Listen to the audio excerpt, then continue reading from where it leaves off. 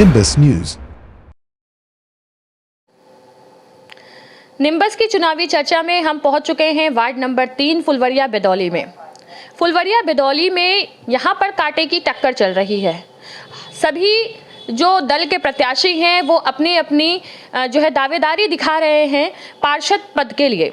यहाँ पर परिसीमन में महिला सीट आई है और महिला सीट में सभी लमसम पार्षद ने, सभी प्रधान ने, क्योंकि यहाँ पहले नगर पालिका हुआ करती थी, पहली बार यहाँ नगर निगम का चुनाव होने जा रहा है और महिला सीट है, तो कभी किसी के प्रधान की पत्नी खड़ी हुई हैं तो कहीं कोई खड़ा हुआ है। लेकिन यहाँ पर हमारे बीच एक सशक्त नारी हैं जो कि फुलवरिया वार्ड नंबर 3 बिदौली की हैं, शशिकला जी, जो कि एडवोकेट भी हैं पेशे से। हम उनसे बात करेंगे कि उनकी चुनावी तैयारियां किस तरह से हैं, वो क्षेत्र की जनता के लिए किस तरह का काम करेंगी और किस तरह से जो है वो अपनी जीत दर्ज करेंगी इस चुनावी चर्चा के दौरान। नमस्कार, क्या नाम है आपका, पूरा परिचय दीजिएगा। नमस्कार, मैं advocate Shashikala Bharti, Phulwaria ward number 3 से पार्षद पद के लिए। शशिकला जी, आप एडवोकेट भी हैं। जिस तरह से मैंने देखा बहुत सारे प्रत्याशियों के बैनर पे पत्नी ये पत्नी वो लिखा हुआ है, लेकिन आप भी किसी की पत्नी, लेकिन आपने ये मेंशन नहीं किया हुआ है और आप एडवोकेट भी हैं। क्या कहना चाहेंगी अपनी क्षेत्र की जनता को? अपने क्षेत्र से जनता से हमारा यही कहना है कि आप एक नारी हैं और नारी अगर चाहे तो सब कुछ कर सकती है, उसे किसी सपोर्ट की ज़रूरत नहीं है। लेकिन अगर ज़रूरत है तो बस अपने आप को पहचानने की, अपने शक्ति को आगे दर्शाने की। जैसा कि शशिकला जी, आपके पार्टी का सिंबल जो है वो कांग्रेस प्रत्याशी हैं आप, और प्रियंका जी ने कहा था लड़की हूँ लड़ सकती हूँ, तो क्या इसी तरह से आप वो सूट करता है क्या आप पर? बिल्कुल, हम नारी हैं तो लड़ सकते हैं। एक नारी अगर किसी जीवन को जन्म दे सकती है तो उस जीवन को आगे शिक्षा करने के लिए, आगे बढ़ाने के लिए हर क्षेत्र में एक नारी का बहुत बड़ा योगदान होता है। तो ये बात सही है कि लड़की हूँ लड़ सकती हूँ, ये अपने आप में एक सही बात है। बस ज़रूरत है इस चीज़ को पहचानने की, अपने अंदर की शक्ति को पहचानने की। चुनावी दौरान में किस तरह के 4 मई को इलेक्शन होने वाले हैं, आपकी कैसी तैयारियां चल रही हैं?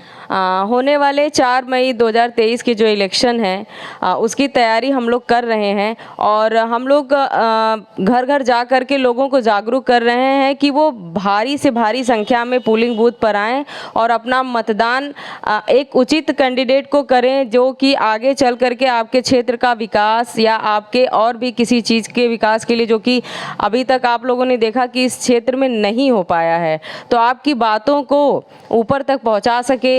अभी तक आप लोगों ने देखा कि इस क्षेत्र में नहीं हो पाया है, तो आपकी बातों को ऊपर तक पहुंचा सके और लोगों से ये कह सके, आपके अधिकारों के लिए लड़ सके कि हाँ हमारे क्षेत्र में ये चीज़ें नहीं हुई हैं, ये विकास नहीं हुआ है।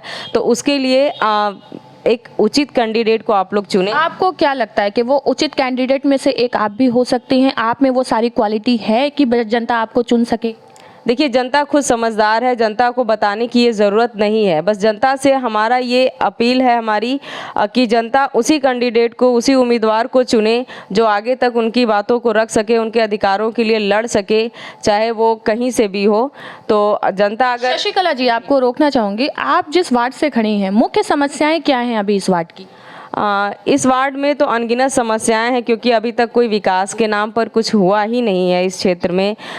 सीवर की प्रॉब्लम है, पाइप की समस्याएं हैं, स्वास्थ्य विभाग की समस्याएं हैं, शिक्षा की समस्याएं हैं, बिजली से संबंधित बहुत सी समस्याएं हैं। यहाँ पर महिलाएं पूजा स्थल है जो वहाँ पर किसी भी प्रकार की कोई सुविधा नहीं है महिलाओं को। बहुत सारी ऐसे अनगिनत समस्याएँ हैं। यहाँ पर सड़क की इतनी समस्याएँ हैं कि बिना बारिश के ही लोगों के घरों के आसपास सीवर के पानी जो है वो इकट्ठे हो जाते हैं।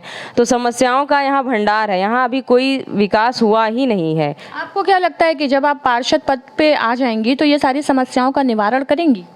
कोशिश हमारी यही रहेगी कि जो समस्याएं इस क्षेत्र की हैं उस समस्याओं का हम ज़्यादा से ज़्यादा निराकरण कर सकें, समस्याओं का समाधान कर सकें, ताकि जनता को ये ना लगे कि हाँ उन्होंने जिस व्यक्ति को, जिस उम्मीदवार को चुना है वो उनका चुनाव गलत है। मैडम, जब भी कोई चुनाव जीतने के लिए आता है, चाहे प्रधान हो या पार्षद, वो बड़े बड़े वादे करते हैं, लेकिन जब चुनाव जीत जाते हैं तो जनता की कोई भी समस्या उनको दिखाई नहीं देती है। क्या कहना चाहेंगे?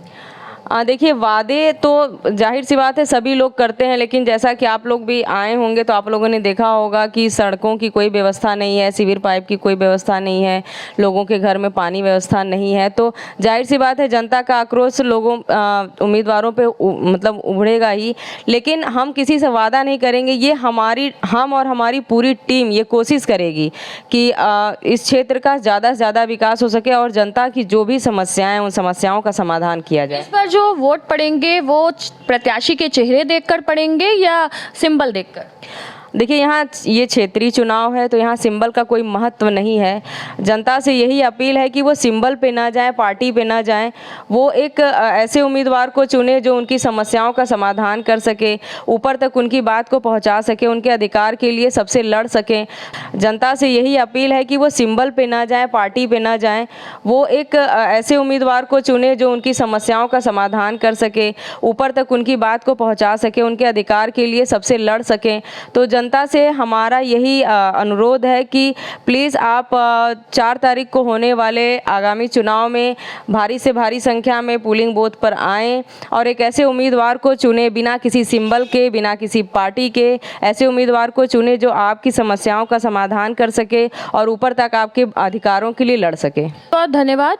तो ये थी हमारे साथ वार्ड नंबर 3 की एडवोकेट शशिकला जी, जो कि बहुत ज़्यादा जो है आत्मविश्वास से भरी हैं। इन्होंने जनता की समस्याओं का निवारण करने का पूरा वादा किया है और अब तो देखने वाली बात ये होगी कि जब पहले चरण का चुनाव 4 मई को संपन्न हो जाएगा और 13 मई को जब इस मतदान का रिजल्ट आएगा तो वार्ड नंबर 3 फुलवरिया बिदौली से कौन से प्रत्याशी अपनी जीत हासिल करते हैं और जनता किसके सर पर जीत का सेहरा पहनाती है। इसी के साथ आप बने रहिए निम्बस न्यूज़ के साथ। मैं खुशरंग हिना, धन्यवाद। Nimbus news,